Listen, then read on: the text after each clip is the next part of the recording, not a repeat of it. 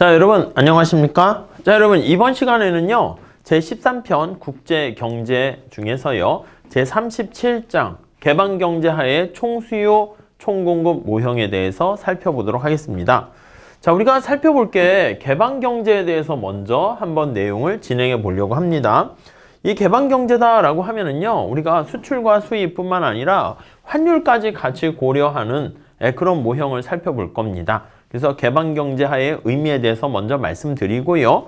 그 다음 국제수지표와 국제수지에 대한 얘기를 좀 진행하려고 합니다. 더 나아가서 저축과 투자, 경상수지와의 관계를 살펴보고요. 그 다음에 환율이 변했을 때 경상수지에 미치는 영향에 대해서 우리 같이 살펴보도록 하겠습니다.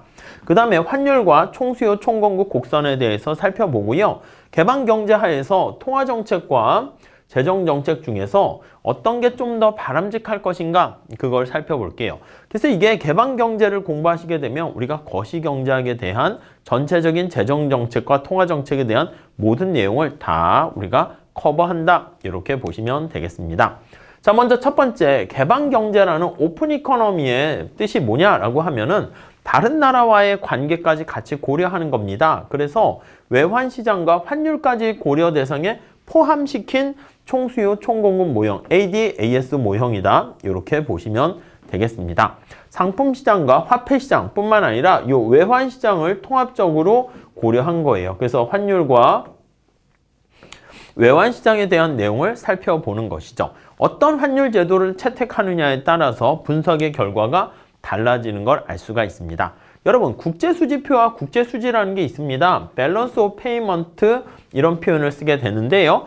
유량입니다. 일정 기간 동안에 일어난 한 나라의 다른 나라와의 모든 대외 거래를 요약해 놓은 통계표를 국제수지표 이렇게 얘기를 하게 되는 것이고요. 상품과 금융자산, 부동산 등의 거래가 모두 기록된다. 이렇게 보시면 되겠습니다.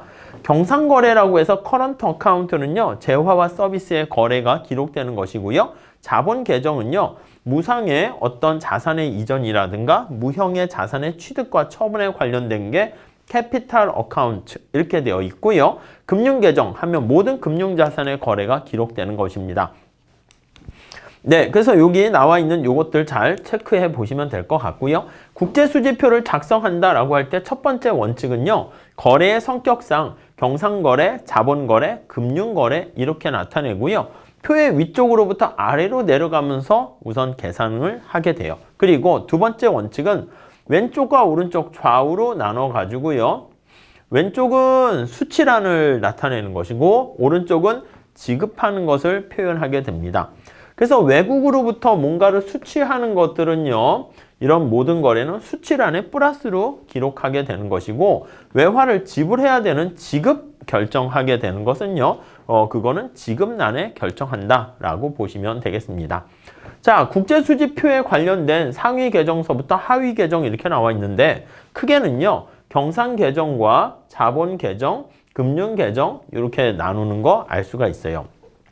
요 안에는 상품, 서비스, 본원소득, 이전소득 이렇게 되어 있고요. 상품은요. 우리가 얘기하는 일반 상품의 수출과 수입과 관련된 게 거기 들어가 있어요. 그리고 서비스, 경상계정 중에 서비스는 가공 서비스나 운송, 건설, 통신, 지적재산권 사용료 같은 것들이 거기 포함되어 있고요.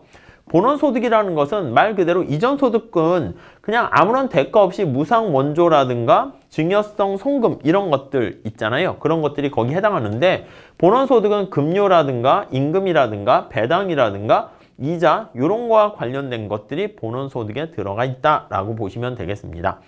자본 이전이다라고 하면요. 자산 소유권의 무상 이전이라든가 아니면 채권자에 의한 채무 변제, 채무 면제 이런 것들이 거기에 포함되고요. 비생산 비금융 자산은 상표권과 같은 무형 자산의 취득과 처분이 여기 해당한다라고 보시면 되겠습니다. 그리고 직접 투자와 증권 투자 이런 것들은요. 경영에 참여를 통해서 지속적인 돈을 벌려는 목적으로 참여하는 것을 직접 투자라고 하고요. 증권 투자는 주식과 채권처럼 뭔가 지분을 좀 가지려고 하는 것까지 포함된다라고 보시면 되겠어요.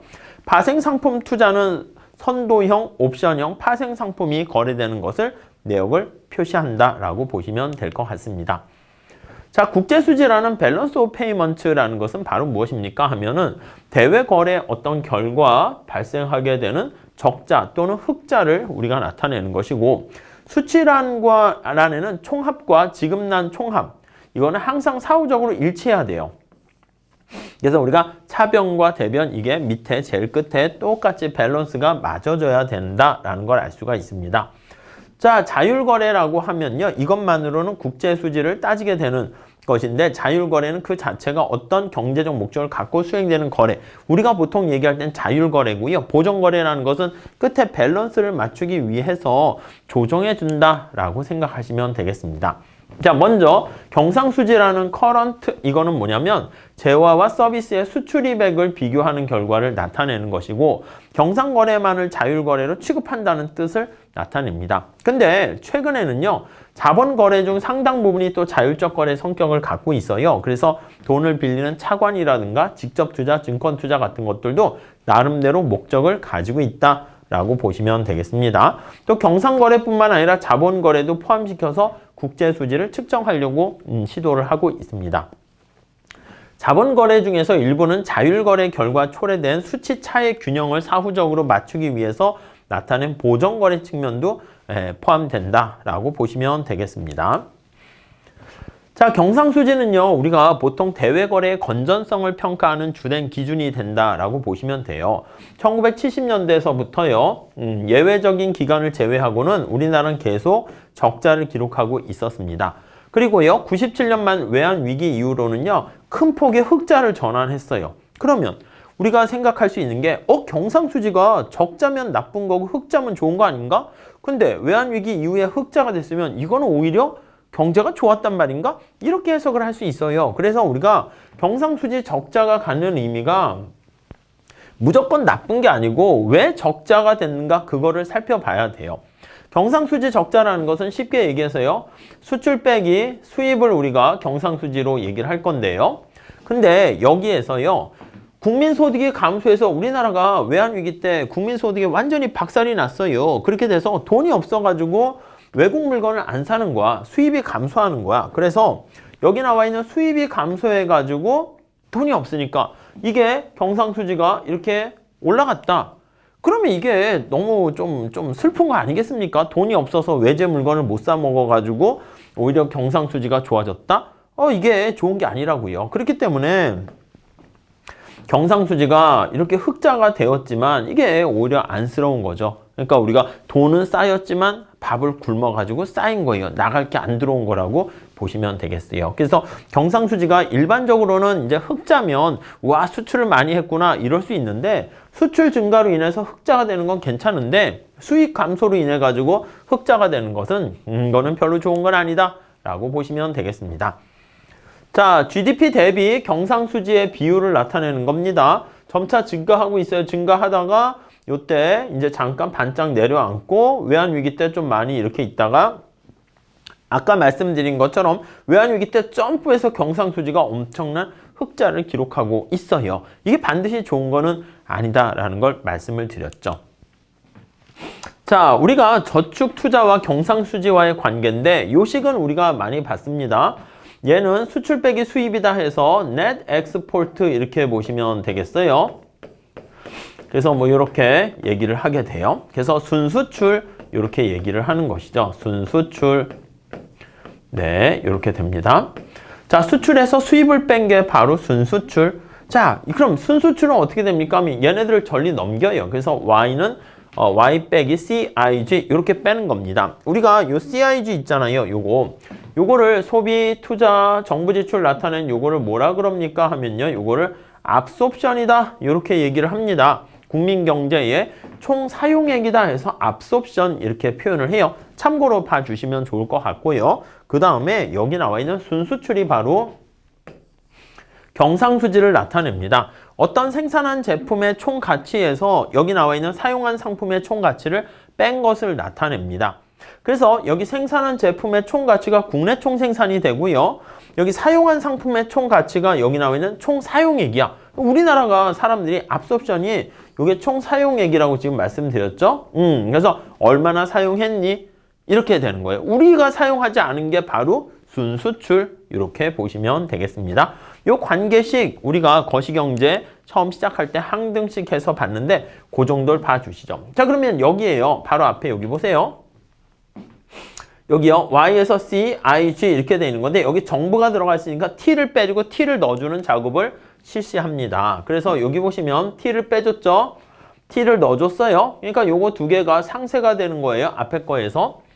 그래서 Y는 C, I, G 이렇게 되어 있는 건데 T를 넣었다가 T를 빼주는 거야. 자, 그래서 우리가 여기 나와 있는 것처럼 Y-T 이게 가처분 소득이잖아. 가처분 소득에서 소비를 뺀 나머지를 뭐라 그런다? 예, 맞습니다. 이게 민간의 저축이다 라고 생각을 하시면 될 것 같고요. 이 부분 있잖아요. 정부의 조세 수입에서 정부 지출을 뺀 거 이걸 뭐라 그래요? 맞아요. 이게 바로 정부 저축이다 이렇게 생각하시면 되겠습니다. 이 정부 저축과 민간 저축, 프라이빗 저축과 거버먼트 저축을 합친 걸 우리가 총저축해서 이렇게 표현할 수 있어요. 자, 정리를 하게 되면 순수출은요 바로 총저축에서 투자를 뺀 나머지를 얘기한다 라고 보시면 되겠습니다. 자, 그럼 요 식에 입각해 보건데 여기 나와 있는 것처럼 이렇게요. 총저축에서 여기 나와 있는 투자를 빼요. 아니면 요게 이제 플러스면 총저축이 투자보다 커요. 그럼 여기 나와 있는 순수출이 어떻게 됩니까? 0보다 커. 그래서 경상수지가 흑자가 되는 거예요. 무슨 말씀인지 아시겠죠? 투자보다 저축이 많게 되면 경상수지 그래서 흑자 된다라는 거 알 수가 있고요. 반대로 저축보다 투자가 크게 되면 경상수지 적자 이렇게 되는 거 알 수가 있겠습니다. 여러분, 경상수지 적자가 발생하는 이유는 어떻게 됩니까? 하면 다시 여기 한번 볼게요. 자, 요게 바로 경상수지 적자는 S가 I보다 작은 경우를 나타냅니다. 그래서 여기를 다시 한번 체크를 해 보도록 할게요. 자, 요 식에서 경상수지 얘가 마이너스를 기록하게 된다라고 하면 어떤 경우에 마이너스가 되는가 한번 생각을 해 보시면 되겠습니다. 자, 다시요. 순수출, 수출 빼기 수입 나타낸 순수출은 자, 우리가 민간 저축을 나타내는 게 Y-T-C 이게 민간의 저축입니다. 이렇게 쓸게요. 다음에 정부의 저축은요. T-G 이게 바로 정부 저축이에요. 그 다음에 여기다가 I 이렇게 되는 거야. 그러면 이쪽이 마이너스가 되는 경우는 어쩔 때가 마이너스 됩니까? 요거를 생각하시면 되는데요. 자, 첫 번째는 과소비 풍조로 인해서 민간의 저축이 감소했다. 요쪽이요. 요쪽 부분이 마이너스가 되면은 마이너스가 될 수가 있고요. 아니면 정부가 방만한 재정 운영으로 정부 저축이 감소한 거야. 재정 적자가 발생한 겁니다. 요게 마이너스가 되거나 얘가 마이너스거나 얘가 마이너스거나 아니면요. 수출 산업의 생산성이 떨어져서 경쟁력이 약화된 거야. 수출이 안 되는 거죠. 얘 자체가 마이너스가 되거나 따라오시고 계시죠? 이 식에서 모든 걸 다 설명할 수 있어요. 아니면 여기요. 국내 저축의 변화 없이 투자 지출이 증가한 거야. 여기. 얘가 플러스가 되면 어떻게 돼? 빠지는 게 마이너스니까 그래서 얘는 내려가는 거 알 수가 있습니다. 자, 투자 지출의 증가로 인해서 발생한 경상수지가 적자가 된다라면 건실한 성장이 이루어지고 있다는 증거가 되는 거야. 무슨 말씀이냐면 투자를 우리가 많이 하면서 그로 인해서 경상수지가 적자가 발생하면 오히려 이거는 괜찮아지는 상황이다라고 생각을 하시면 되겠습니다. 그래서요, 경상수지 적자 자체보다는 그 원인이 중요한 거야. 왜 경상수지 적자가 발생했어? 그게 중요하다는 것이죠. 이해 가십니까? 자, 그래서 지속적인 경상수지 적자는 심각한 외채 위기의 원인으로 이어질 가능성이 있기 때문에 그래서 우리는 주의를 해야 된다라는 거 알 수가 있겠습니다. 다음에 우리가 지금 이 환율이 경상수지에 영향을 미치게 되는데 이 환율과 경상수지와의 관계 그걸 한번 살펴보려고 합니다. 먼저 마샬 러너 조건이라고 있어요. 자, 여러분 환율이 상승하게 되면 어떻게 됩니까? 하면요. 우리가 우리나라 상품보다 미국 상품의 가격이 비싸지는 거야. 그러면 어떻게 됩니까? 그렇죠. 우리나라 물건이 잘 팔리고요. 미국 물건이 잘 안 팔려요. 그래서 수출이 증가하고 수입이 이렇게 감소한다라고 생각을 하시면 되겠습니다. 수출 물량은 증가하는데 근데 문제는요. 여기 나와 있는 것처럼 수출액은요. 달러 표시되는 수출액은 작아질 수 있어요. 오히려 달러 표시 수입액은 항상 이렇게 감소할 수가 있습니다. 그래서 우리가 볼 때 환율이 상승했는데 순수출의 증가로 수출액의 증가로 반드시 이어지지는 않을 수가 있어요. 무슨 말씀인지 아시겠습니까? 여러분 여기 보시면 환율이 상승하게 되면 우리가 이렇게 한번 볼게요. 순수출이다 라고 하면 net export라고 쓸게요. 우리 책에서는 이렇게 쓰고 있어요. 자, 그러면 여기는 수출 금액에서 수입 금액을 뺀 거를 우리가 순수출 이렇게 생각할 거예요. 자, 근데 이게 어떻게 구성되어 있습니까? 라고 하면요. 수출품의 가격에다가 수출품의 엑스포트가 수출이니까 이렇게 할게요. 가격에다가 수출품에 대한 수출량 이걸 곱한 거야. 여기는요. 수입품의 가격에다가 임포트라고 쓸게요. 수입품의 수량 이걸 빼준 게 수입 금액이 되는 거예요. 이해 가세요? 여러분 잘 한번 보세요. 우선 첫 번째 여기 한번 보시면 이렇게 한번 볼게요. 환율이 상승했다라고 하면은 미국 물건의 가격이 비싸진 거야. 그래서 우리나라 물건 가격이 싸진 거야. 그러니까 우리나라 물건 가격이 싸졌어요. 싸졌어. 그리고 미국 물건 가격이 비싸졌어요. 이렇게 따라오셨죠? 자, 그런데 이제 중요한 게 여기 있어. 뭐냐면 우리나라 물건이 싸졌는데 수출이 증가해야 되는데 여러분 우리 탄력성 배웠죠? 탄력성.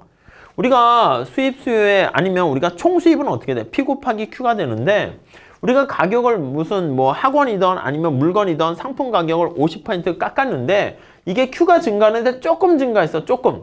어떻게 됩니까? 그럼 이게 마이너스라니까 오히려 감소한다니까?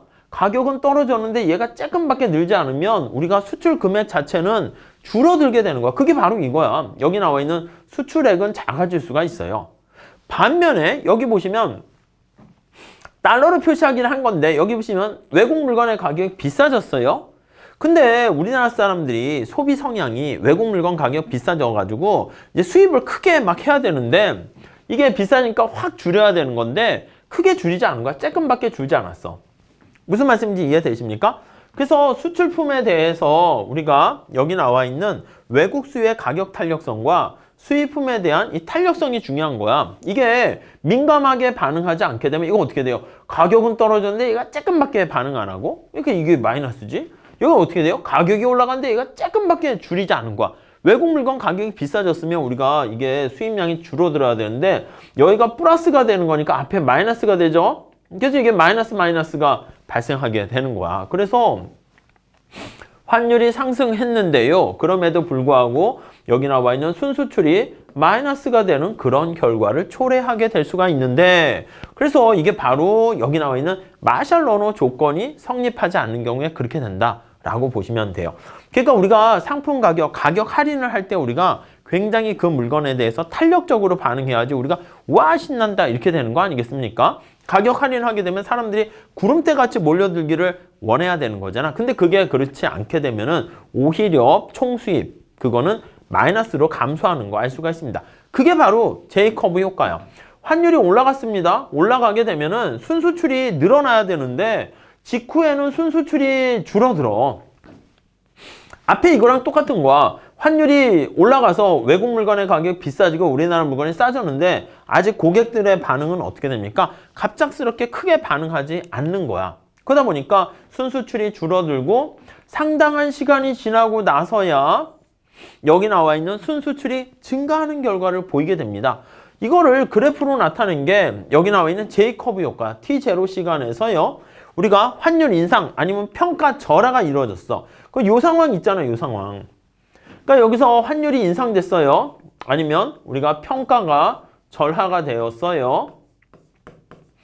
환율 인상은 평가 절하랑 같은 말이다. 이렇게 보시면 되겠습니다. 자, 그러면 이 상황에서 어떻게 돼? 이게 오히려 감소한다니까? 그다 앞에서 말씀드린 것처럼 와 환율이 올라가서 외국 물건의 가격이 비싸졌구나 이렇게 생각해서 이게 팍 이렇게 올라가는 상황.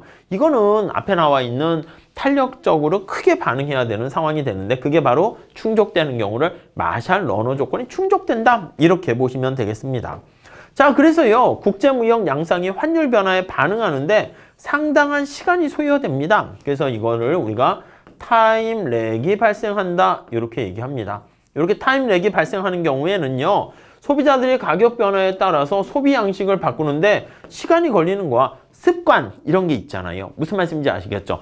우리나라 상품의 가격이 싸졌다 해서 야 그거 코리아 상품 그거 뭐 현대자동차 그거 뭐 퀄리티가 제대로 된 거야? 싼 맛에 일부는 사겠지만 진짜 퀄리티 좋은데 싸다? 이런 걸 나중에 깨닫게 되는 것이기 때문에 즉각 국내 가격에 이런 것들이 반영되지 않기 때문에 그렇다라고 생각을 하시면 되겠습니다. 이해 가시겠죠? 네.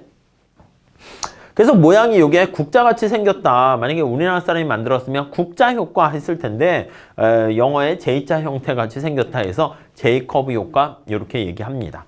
자, 다음 환율과 총수요 총공급 곡선에 대해서 보면 자, 오픈 이코노미예요. 개방 경제입니다. 환율이 변화하게 되면 어떻게 된다? 순수출이 증가합니다. 경상수지가 이걸 통해서 여기 보시면 환율의 상승은 순수출이 증가했어요. 순수출 증가는 어떻게 돼요? 총수요가 Y는 C, I, G, 그 다음 여기 순수출 이렇게 돼 있어. 자, 그래서 여기 나와 있는 순수출이 증가하게 되면은 그 결과 여기요 총수요가 증가하게 되는 거 알 수가 있고요. 그 결과 총수요 곡선이 AD 곡선이 우측으로 이동한다라는 거 우리가 체크해 볼 수가 있겠습니다. 이해 가시죠? 환율이 상승하게 되면요 또 하나는 뭐냐면 외국 물건 가격이 비싸지는 거 아니겠습니까? 여러분 우리나라가 모든 어떤 부품이라든가 중간재라든가 투입물을 다 국내에서만 생산하게 되면은 국내 걸 사용하게 되면 별 문제가 없는데 외국에서 빌려오는 것도 있단 말이야. 급기야는 물건을 만드는데 휘발유 가격 같은 것들이 올라가게 되는 거랑 비슷해. 그러니까 생산 비용이 상승하게 되면은 비용 증가로 인해서요 AS 곡선이 좌측 상방 이동한다라는 거 알 수가 있게 됩니다. 아셨죠? 그래서 환율 상승이 물가 상승을 가져오는 것은 분명하지만 국민소득에 대해서 미치는 영향은 아직 잘 모르겠다 이렇게 보시면 되겠습니다. 자, 그래서 ADAS 곡선을 우리가 이제 분석을 해보면요 여기 나와 있는 것처럼 그래프를 한번 볼게요. 자, 환율이 올라가게 되면 여기 나와 있는 것처럼 순수출 증가로 총수요가 증가하는 거예요. 총수요가 증가해서 얘가 AD 곡선이 상방 이동하게 되는 거 알 수가 있고요. 더 나가서요. 환율이 올라가면 외국 물건의 가격이 비싸지니까 코스트가 증가하게 되는 거 이해 가십니까? AS가 상방 이동하게 되는 거 우리가 확인할 수가 있겠습니다. 이해 가시죠? 네, 그래서 그런 것들을 우리가 생각해 볼 수가 있을 겁니다. 자, 그래서 만약에 이 두 가지가 짬뽕이 됐어. 그래서 총수요가 우측 이동했고 AS가 상방 이동했는데 어느 게 더 많이 이동했느냐? 만약에 AS가 이렇게 많이 이동하면 어떻게 돼? 그러면 균형점이 여기 있다가 여기로 갈 거야. 그럼 국민소득은 줄어들 수 있겠죠. 근데 만약에 총수요 이동하는 게 더 크게 되면은 그러니까 그 탄력성에 의해서 영향받는다니까 이렇게 돼서 국민소득이 증가할 수도 있고요. 여기 나와 있는 것처럼 AS 곡선이 많이 이동하게 되면은 여기 나와 있는 것처럼 이렇게 오히려 국민소득이 감소할 수 있겠다라고 보시면 될 것 같습니다. 이동의 정도에 따라서 달라져요. 근데 확실하게 반드시 알 수 있는 것은 물가는 반드시 상승한다. 이렇게 얘기를 할 수 있겠습니다. 자, 그래서요 우리가 개방경제에서 통화정책과 재정정책까지 우리가 확대해서 보려고 합니다. 통합적 거시경제 모형이다 이렇게 나와 있는데 국민소득하고요 물가랑 요게 하나 더 들어간 거야. 우리가 ADAS 곡선에서는 국민소득과 물가 여기까지 얘기하는데 환율도 하나 더 들어갔다 이렇게 생각을 하시면 될 것 같습니다. 어느 한쪽이 다른 한쪽을 결정한다고 보는 게 아니라 모든 것이 동시에 결정된다라고 생각을 하게 되는 것이고요. 이와 같은 분석은 어떤 환율 제도를 채택하느냐에 따라서 결과가 달라지게 돼요. 자, 이거는 변동환율 제도냐 고정환율 제도냐에 따라서 결과가 달라지는데 좀 어려워요. 어려운데 천천히 여러분 백지에다가 그림을 따라 그리시면서 연습을 하셔야 돼요. 아셨죠? 먼저 간단히 봅시다. 자, 환율이 변동환율 제도예요. 환율이 오르락 내리락 조정되는 과정이다 라고 보시면 되겠습니다. 첫 번째 통화정책 효과입니다. 통화공급량, 화폐량을 증가시켰어요. 그러면 우리가 LN 곡선이 우측 이동하게 되면서 총수요 곡선이 우측으로 이동하게 되는 거 알 수가 있습니다. 여러분 총수요 곡선이 자 머릿속으로 상상해 보세요. AD 곡선이 우측 이동하게 되면은 국민소득이 증가하고 물가가 상승. 여기까지는 뭐 쉬운 얘기입니다. 자, 그런데 여기 보시면 통화량이 증가하면 이자율이 어떻게 돼? 떨어지잖아. 그렇죠. 이자율이 하락한단 말입니다. 이자율이 이렇게 하락하게 되면은 자 어떻게 돼요? 해외 이자율보다 국내 이자율이 더 낮아. 그러면 어떻게 돼요? 돈을 갖고 있는 사람들이 어떻게 돼? 해외로 가지 않겠습니까? 맞아요. 해외로 빠져나가는 거예요. 달러가 해외로 빠져나가면 우리 어떻게 돼요? 환율이 자 우리나라가 이렇게 있는데 여기 원화와 달러가 이렇게 있습니다. 근데 달러가 자꾸 밖으로 유출돼서 나갑니다. 그럼 달러의 양이 어떻게 돼요? 자꾸 감소하는 거 이해되십니까? 자꾸 감소해요. 자꾸 감소해요. 자, 달러의 양이 자꾸 감소하게 되면 달러의 가치가 비싸진다니까요. 그래서 환율이 상승한다니까요. 그럼 총수요 곡선이 우측으로 이동하게 되는 것을 알 수 있고요. 총 공급 곡선은 좌측으로 이동하는 거 알 수 있어요. 우리 앞에서 얘기했잖아. 환율이 올라가면 순수출이 증가하니까 AD 곡선이 우측 이동하는데 환율이 올라가게 되면 어떻게 돼? 코스트, 중간재를 외국의 물건을 갖다 쓰게 되면은 여기 나와 있는 것처럼 총 공급 곡선이 상방 이동하게 된다는 것을 알 수가 있잖아요. 무슨 말씀인지 아시겠죠? 자, 그렇기 때문에 여기 나와 있는 것처럼 환율이 변화할 때 총 공급 곡선이 여기 좌측으로 이동하고요. 총 수요 곡선은 우측 이동하는데 어느 게 더 크냐에 따라서 결과가 달라집니다. 그런데 일반적으로는요. 총수요 곡선의 이동폭이 좀 크다고 가정을 하고 얘기를 많이 합니다. 실제로 해보니까 그런 경우가 더 많다 이런 얘기죠. 자 그렇게 되면요. 폐쇄 경제의 균형에 비해서 국민소득 증가와 물가 상승폭은 또 더욱더 커지게 되는 것이고 결국 통화정책의 장기 확장 효과가 더욱 증폭됩니다. 여기요 그래프를 한번 봐보도록 할게요. 총수요가 이렇게 우측으로 이동하는 거 보이시죠? 근데 거기서 끝나는 게 아니라 이렇게 우측 이동했는데 여기 다시 한번 볼게요. 통화량이 증가해서 AD 곡선이 우측 이동한 거. 여기까지는 뭐다? 예, 여기까지는 바로 여기까지는 폐쇄 경제 하에서 끝 이렇게 되는 거야. 폐쇄 경제 하에서는 여기서 끝이고요. 자, 폐쇄 경제 하에서 균형은 이걸로 끝 이렇게 되는 거예요. 근데 개방 경제 하에서는 어떻게 됩니까? 하면 이게 더 들어간다니까 환율 상승이라는 게 더 들어가게 돼요. 더 들어가게 돼요. 여기 다시 볼게요. 폐쇄 경제 하에서는 여기 보시면 AD가 우측 이동하는 걸로 끝, 여기서 끝 이렇게 폐쇄 경제 이렇게 해요. 근데 개방 경제에서 어떤 일이 발생합니까? 하면은요. 여기 개방 경제에서는 여기 나와 있는 것처럼 환율이 상승하게 되면서 AD가 또 한 번 우측으로 이동합니다. 이해되십니까? 여기서 AD가 한 번 또 이렇게 우측으로 이동하고 AS가 또 상방 이동하는 효과가 발생해서 여기서 여기까지 가게 되는 거 알 수가 있어요. 만약에 총수요가 더 많이 이동한다라고 하면은 국민소득의 요 Y1이 폐쇄 경제하에서 국민소득인데 훨씬 더 많이 증가하게 된 걸 알 수가 있어요. 물가도 폐쇄 경제하에서는 이만큼이 될 텐데 폐쇄 경제하에요. 개방 경제하에서는 이만큼 추가적으로 더 올라가게 된 것을 알 수가 있습니다. 이해 가시겠죠? 다시 한번 볼까요? 여기요. 그래서 폐쇄 경제에서 균형에 비해서 국민소득 증가나 물가 상승폭이 훨씬 더 커진다. 그래서 통화정책의 경기 확장 효과는 더욱 증폭된다라는 것을 알 수가 있게 됩니다. 이해 가시겠죠? 자, 그래서 이 그림까지 잘 정리하시고요. 그 다음에 재정정책의 효과를 한번 볼게요. 자, 정부 지출을 증가시켰습니다. 그럼 총수요 곡선이 우측 이동해요. AD가 우측 이동해요. 국민소득 증가, 물가 상승. 여기까지가 무슨 정책? 폐쇄 경제하에서의 정책적인 효과 끝 이렇게 되는 거예요. 근데 개방 경제하에서는요. 정부 지출이 증가하게 되면 자 IS 곡선이 우측 이동하는 거잖아. 이자율이 올라가는 거 이해되십니까? 그렇잖아. 정부가 대부 자금에 대한 수요가 증가하니까 이자율이 올라갑니다. 자, 환율까지 연결시켜야 돼. 자, 여러분 천천히 생각하세요. 이자율이 올라가면은 외국에서 우리나라로 돈이 막 들어옵니다. 이해 가십니까? 해외에서 자본이 유입돼요. 환율이 어떻게 돼요? 떨어집니다. 환율은 달러의 가격인데 해외에서 달러가 많이 들어오니까 달러의 가격이 떨어지는 거야. 그러면 환율이 하락하는 겁니다. 그 환율이 하락하면 우리 앞에 본 거 반대로 보시면 돼. AD가 좌측 이동하고 AS 곡선은 우측으로 이동하는 결과를 초래하게 됩니다. 자, 그림으로 한번 볼게요. 자, 우선 첫 번째 폐쇄 경제 하에서요. 확장적 재정 정책을 하면 여기서 AD에서 AD 다시로 이렇게 가게 되는 거예요. 이게 1번 여기서부터 여기까지가 폐쇄 경제 하에서 균형 이렇게 돼요. 근데 여기서 끝나는 게 아니라 다시 앞에 보시면요. 이자율이 올라가게 되면서 환율이 하락하게 되면서 총수요 곡선이 좌측 이동하고요. 총공급 곡선이 우측 이동하는 거잖아. 그러면 총수요 곡선이 좌측으로 다시 이동을 하고요. 총공급 곡선이 우측으로 이동하니까 물론 수요가 많이 이동했다 칩시다. 그럼 얘가 여기로 오게 돼요.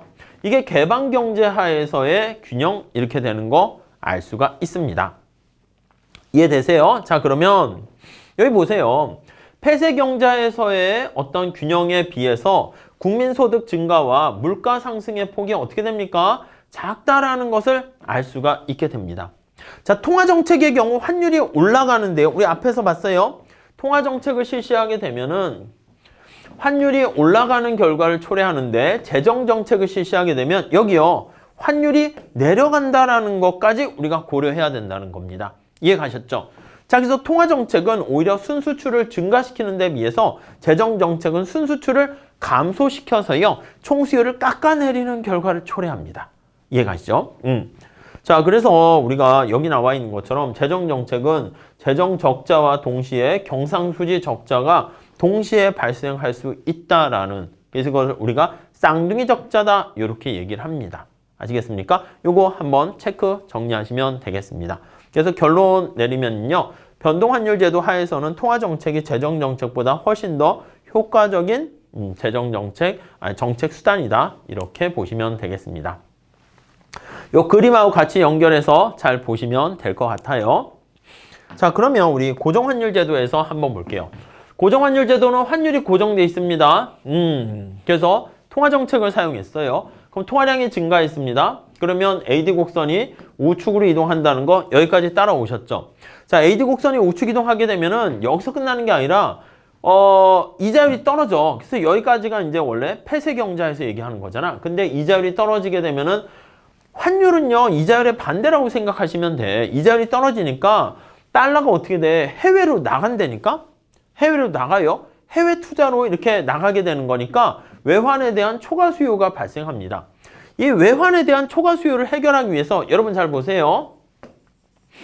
이게 고정환율 제도인데 여기 보시면 원화와 달러가 이렇게 있는데요. 달러가 자꾸 이자율 하락으로 유출돼서 나가요. 유출돼서 나가면 여러분 다시 한번 보세요. 달러의 양이 자꾸 줄어드는 거 아니겠습니까? 그럼 달러의 양이 바로 달러의 가치가 바로 환율인데 환율이 여기 줄어드니까 상승하려는 힘으로 작동한단 말이에요. 근데 여러분 잘 보세요. 환율이 올라가면 안 된다니까 고정환율 제도에서. 이거 좀 어려운 파트예요. 그러니까 천천히 잘 복습 다시 하셔야 돼요. 환율 올라가는 걸 막기 위해서는요. 여기 중앙은행이 외환 보유고를 가지고 있어서 달러를 막 공급해야 돼. 달러를 공급하는 대신에 달러를 공급하고요. 그래서 요거 비중을 맞추는 대신에 대신 뭐예요? 대가로 원화를 흡수해야 돼. 통화량이 이렇게 해서 감소하게 된다라고 보시면 될 것 같습니다. 자, 그래서 외환을 공급해야 되는데 그 과정에서 화폐 공급량이 감소해요. 그래서 달러를 공급하면서 대신 뭔가 원화를 땡겨야 되잖아. 그래서 비율을 맞춰야 되잖아. 그래서 환율이 올라가는 것을 억제를 해야 됩니다. 이해가시겠습니까? 그럼 총수요 곡선이 이렇게 좌측으로 이동한다라는 거 알 수가 있어요. 그래서 당초의 확장 효과가 부분적으로 상쇄된다라는 것을 우리가 확인할 수 있겠습니다. 자, 정리하시면 폐쇄경제 균형에 비해서 개방경제 하에서는요. 여기 나와 있는 통화정책이 갖는 경기 확장적인 효과는 점차 작아지게 된다라는 것을 알 수가 있고요. 고정환율 제도에선 그래서 문제가 뭐냐면 이거야. 안타까운 게 뭐냐면 아니 여러분 통화량을 증가시켰다 감소시켰다 하는 이런 통화정책은요. 바로 국내 경기를 조정하는 수단으로 사용해야 되는데 어떻게 된다? 맞습니다. 통화량을 조정하는 능력이 지금 환율 방어하는 데 쓰는 거야. 이거 뭐라고 했습니까? 트리니티 임파서블 이런 표현을 썼습니다. 그래서 고정환율 제도에서는 정부가 화폐 공급량을 자유로이 조절하지 못하기 때문에 문제가 된다. 이렇게 정리하시면 되겠습니다. 자, 그래서요. 여기 다시 한번 볼게요. 고정환율 제도에서요. 화폐 공급량을 증가시켰어요. 화폐 공급량을 증가시켜서 얘가 첫 번째 1번 해서 AD 곡선이 우측으로 이동했습니다.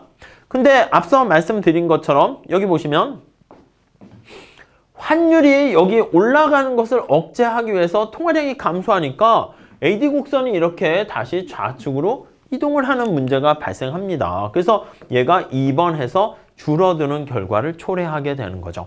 그러니까 폐쇄 경제 하에서는요, 여기 나와 있는 것처럼 여기까지 국민소득이 증가하는 것을 알 수 있는데, 개방 경제 하에서는요, 여기에서 균형이 달성된다라는 것을 우리가 확인할 수 있겠습니다. 예, 무슨 말씀인지 아시겠죠? 네, 그렇게 정리하시면 되겠습니다. 자, 그래서 우리가 고정환율 제도에서 통화정책 효과를 살펴봤고요. 그 다음에 고정환율 제도 하에서 재정정책의 효과를 또 비슷한 메커니즘으로 볼게요. 정부 지출을 증가했어요. AD가 우측 이동하는 거 알고 있을 겁니다. 오케이, 이해되시죠? 그런데 정부 지출 증가로 인해서 어떻게 돼요? 이자율이 올라간다니까? 이자율이 올라가요. 그러면 해외에서 자본이 막 들어와. 여러분 다시 한번 볼게요. 우리나라가 있고 외환시장이 있어요. 여기 원화와 달러가 있는데 해외 시장에서 달러가 유입된다라고 한번 생각해 볼게요. 달러가 점차 많아지는 거야. 그럼 어떻게 돼? 달러의 양이 많아지게 되면요. 달러의 가치인 환율은 어떻게 됩니까?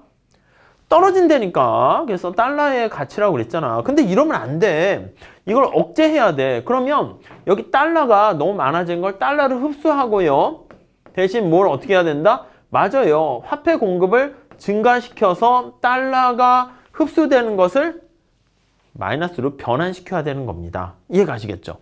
자, 그래서요. 여기 나와 있는 것처럼 화폐 외환시장의 초과 공급 억제를 위해서요. 화폐 공급량이 증가해요. 그러면 AD 곡선이 또 우측으로 이동합니다. 이해 가십니까? 그러니까 첫 번째 1단계로 AD 곡선이 우측 이동하게 되는데 2단계로 환율 방어하는 그 목적에 의해서 또 여기 나와 있는 것처럼 AD 곡선이 또 우측 이동한다라는 거 알 수가 있겠네요. 이걸 그림으로 나타내 봅니다. 자, 그래서 폐쇄 경제에 비해서요. 개방 경제에서는 국민소득 증가 효과가 또 물가 상승 효과가 더욱더 커지게 된다라는 거 알 수가 있어요. 왜 이런 일이 발생합니까? 라고 하면요. 고정환율이잖아. 환율을 일정 수준으로 유지하기 위해서 노력하는 과정에서 발생하게 되는 것을 알 수가 있고요. 그래서 화폐 공급량이 추가적으로 증가되면서 경기 확장 효과는 더 크게 만든다. 이렇게 보시면 돼요. 그러니까 재정정책이 고정환율 제도에서는 훨씬 더 큰 영향을 미치게 되는 걸 알 수가 있습니다. 여기 한번 그림을 통해서 봅시다.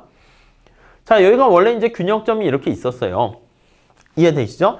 자, 정부가 정부 지출을 증가시켰습니다. 그러면 AD가 이렇게 우측 이동합니다. 이거 1번 이렇게 돼요.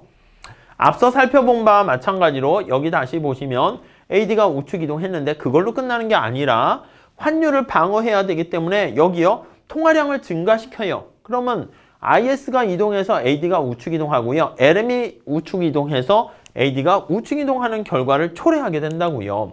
그러면 여기 또 다른 효과가 이렇게 또 하나 이렇게 발생하게 되는 것을 알 수가 있어요. 이해 가시죠? 자, 그러면 여기가 이제 폐쇄 경제하에서 균형 국민 소득이다 하면은 여기는 개방 경제하에서 균형 국민 소득이다 라는 것을 우리가 확인할 수가 있게 됩니다. 자, 결국 어떻게 돼요? 고정환율 제도에서는 맞아요. 재정 정책이 굉장히 효과적이다 라는 것을 우리가 확인할 수가 있게 되었습니다. 자, 이래가지고요. 우리가 개방 경제 하에서 재정 정책과 통화 정책의 효과까지 우리가 살펴봤거든요.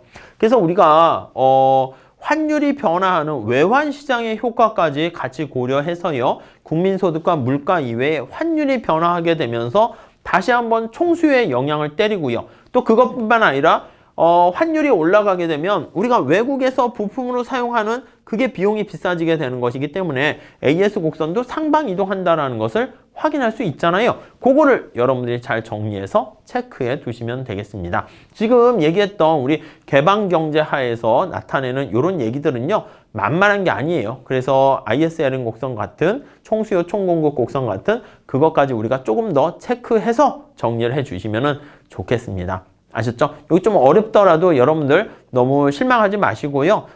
꾸준히 몇 번, 한 두세 번 정도 더 보시면은 쉽게 이해하실 수 있을 거예요. 자, 이렇게 해서 마무리 짓도록 하겠습니다. 감사합니다.